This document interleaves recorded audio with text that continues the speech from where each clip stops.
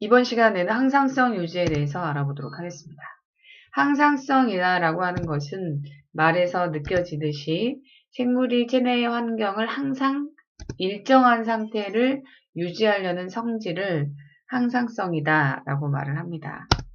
내 몸이 일정한 상태인지 아닌지를 감지하는 곳은 바로 간뇌가 되겠습니다. 간뇌는 크게 여기 부분이 간뇌인데 간뇌는 시상과 시상하부로 나누어져 있습니다. 시상이라고 하는 것은 약간 보이시자인데 약간 시신경이 많이 지나가고 있다는 말에서 유래해서 시상이라는 말을 쓰는 걸로 좀 알려져 있는데 특히 이제 일정한 그 항상성을 유지하는 최고 중추, 우리 몸의 상태를 다 감지해서 명령을 내리는 곳이 바로 간뇌의 시상하부다라고 볼 수 있습니다. 간뇌의 시상하부는 하나의 이제 상태를 감지하고 명령을 내리는 곳이다 보니까 그 명령을 수행하는 하나의 그 장기들로 전달하는 역할을 누군가가 해야 되겠죠. 그 역할을 바로 호르몬과 그리고 자율신경계가 하고 있다라고 볼 수 있습니다. 자율신경계다라고 하는 것은 교감신경과 이제 부교감신경을 말하는데 이 중추에서 이렇게 뻗어나오고 있어서 이 중추의 이 명령을 이런 장기에 연결하는, 전달해주는 이런 역할을 지금 하고 있는 걸 볼 수 있죠. 그래서 이제 그 항상성을 유지하기 위한 그 방법이 두 가지가 있는데 일단 어떤 원인에 의해서 나타난 결과가 다시 그 원인에 영향을 줘서 일정한 상태를 유지하는 현상을 피드백이다라고 합니다. 피드, 먹이다, 백, 돌아가다. 그래서 먹이고 다시 돌아가고 이런 어떤 순환의 고리를 이제 가지고 있다라고 볼 수 있는데 예를 들어서 아이가 막 우는 게 원인이에요. 그게 원인이라고 가정을 했을 때 그 원인 때문에 뭔가 먹이겠죠. 이걸 이제 결과라고 볼 수 있는데 이 먹인 결과 그 울었던 아이가 다시 원래 상태로 돌아가는, 그러니까 원인이 결과를 낳고 결과가 다시 원인에 영향을 줘서 일정한 상태를 유지하게 되는 것을 바로 피드백이다 라고 표현을 하게 되는 것이죠. 우리 몸에서 보면 이렇게 지금 체온이 떨어지는 것을 이 간뇌가 감지하는 거죠. 이게 이제 떨어지는 것이 원인이 됐을 때 그 떨어진 것 때문에 결과적으로 이 세포에서 열을 만들어내겠죠. 호흡을 통해서. 그 결과가 되는 거죠. 원인이 체온이 떨어지는 거였는데 그 원인 때문에 열을 만들어내는 결과를 가지고 온 거고 이 결과가 체온이 떨어졌던 것에 다시 영향을 줘서 다시 체온을 올리게 되는 이런 것을 결과적으로 피드백이다 라고 표현을 하게 되는 것이죠. 원인이 결과를 낳고 결과가 다시 원인에 영향을 줘서 일정한 상태를 유지하게 되는 이러한 현상을 피드백이다 라고 표현을 하는 거죠.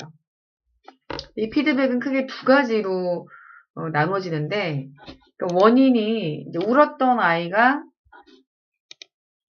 이 지금 먹이니까 젖병을 물리니까 결과적으로 다시 울었던 아이에 영향을 줘서 다시 이제 배고픔을 잊게 하는 해결하는 이런 결과를 가져온 거죠.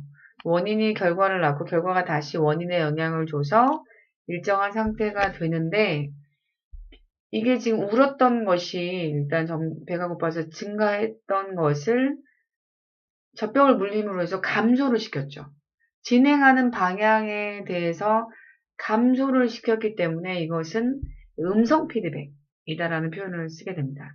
그러니까 진행 방향에 대해서 반대로 작용하게 되면 음성이 되는 거죠. 증가했던 것을 감소시키거나 감소했던 것을 증가시키는 이런 것이 음성이라면 양성은 울었던 아이, 이게 울음이 증가한 상태인데 엄마가 이제 화가 나니까 더 닥달했을 때 울음이 더 증가하는 그 방향 그대로 가버리는 경우는 이제 양성 피드백이다 라는 표현을 쓰게 되는 거죠.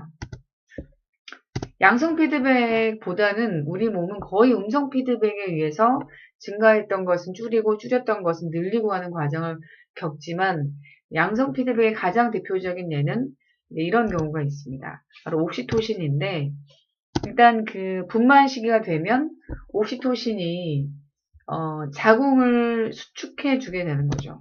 자궁을 수축하게 되면 그게 하나의 통증으로 작용하게 되고 그 통증이 다시 뇌에서 인지가 되면 다시 뇌하수체에서 옥시토신이 더 분비가 되게 됩니다. 이렇게 되면 플러스 됐던 것이 더 플러스가 됐기 때문에 이제 양성 피드백이다라고 하는 것이죠. 자, 우리가 이 지금 피드백 과정을 조금 더 구체적으로 한번 이제 알아보도록 하겠습니다. 일단 지금 체온이 떨어진 것을 간내 시상하부가 감지하게 되죠. 이게 이제 떨어진 것이 원인일 때 결과는 이 세포에서 에너지를 만들어내는 과정에 열을 만들어냄으로 해서 다시 이 체온을 올리는 거죠. 근데 이제 그 과정에 이 호흡이 촉진이 되려면 갑상샘에서 티록신이 분비가 돼서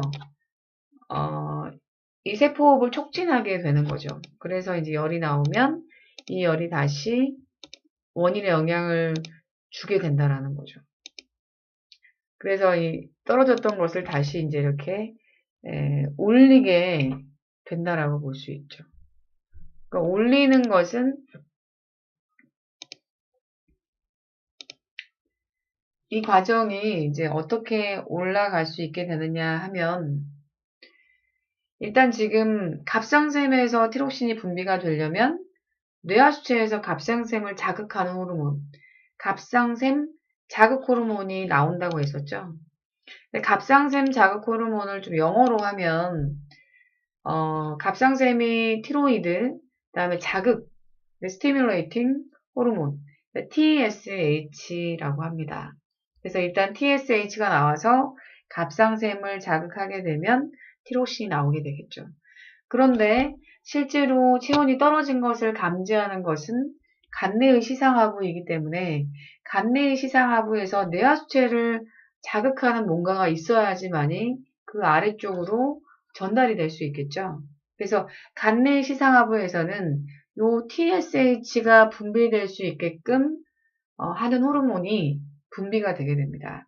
그래서 이 간내 시상하부에서 뇌하수체를 자극하는 호르몬은 이 갑상샘 자극 호르몬을 방출하게 하는 호르몬이겠죠.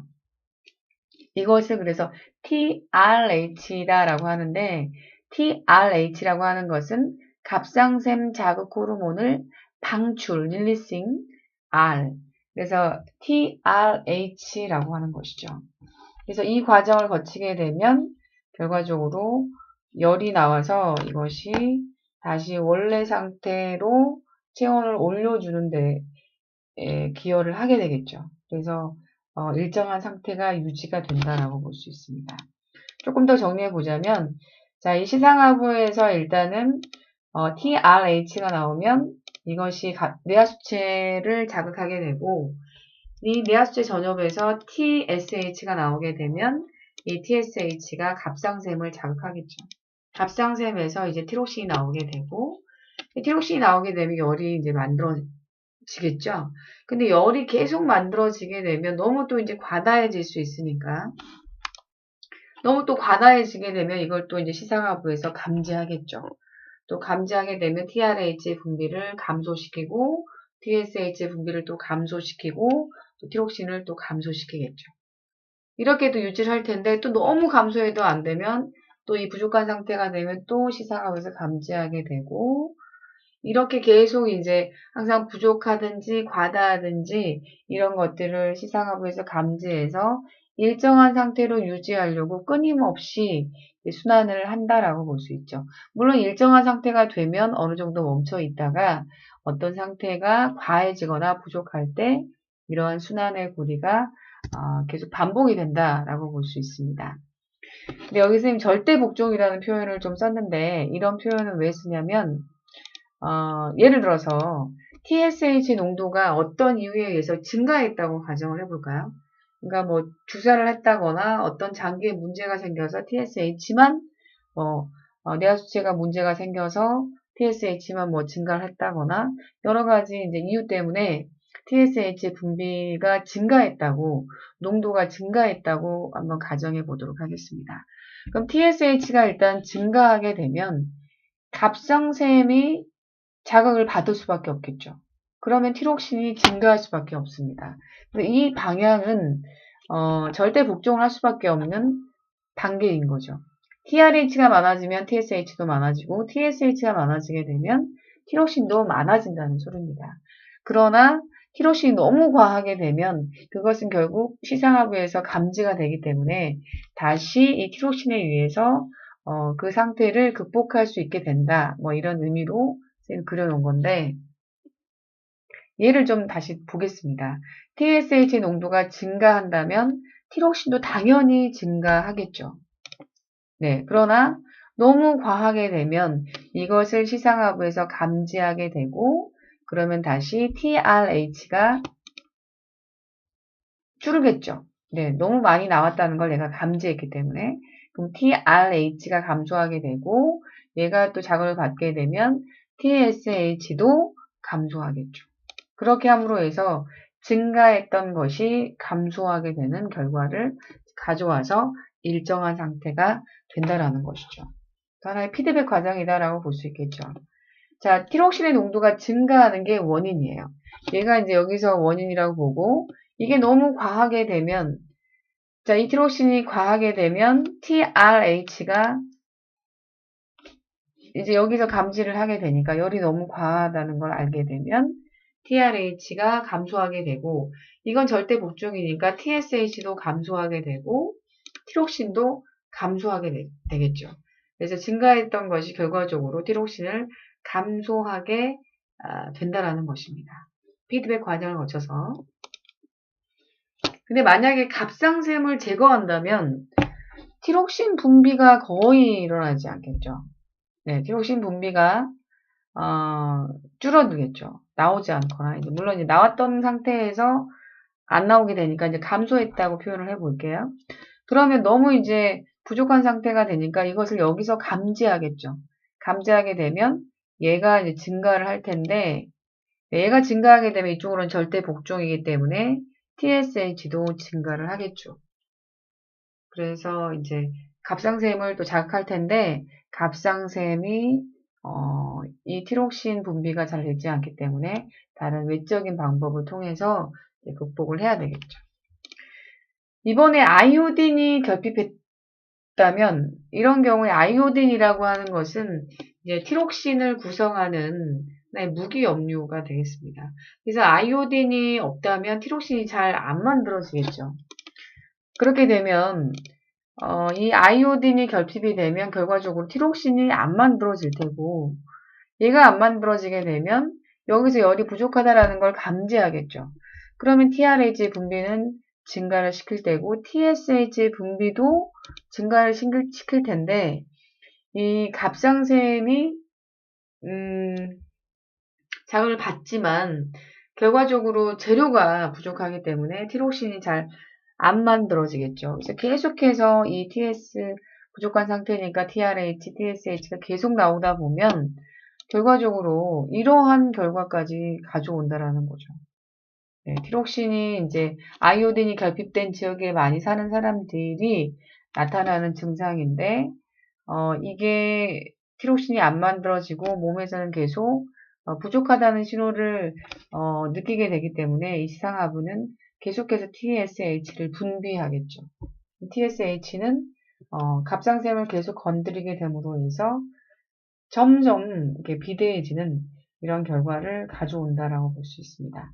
이것은 결국 아이오딘의 결핍이 가져온 결과다라고 볼 수가 있겠네요.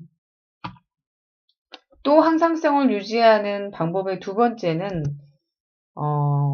길항작용이다라고 하죠. 그래서 한 기간, 같은 기관에 대해서 서로 상반된, 교감신경의 경우는 막 촉진을 시켜주죠.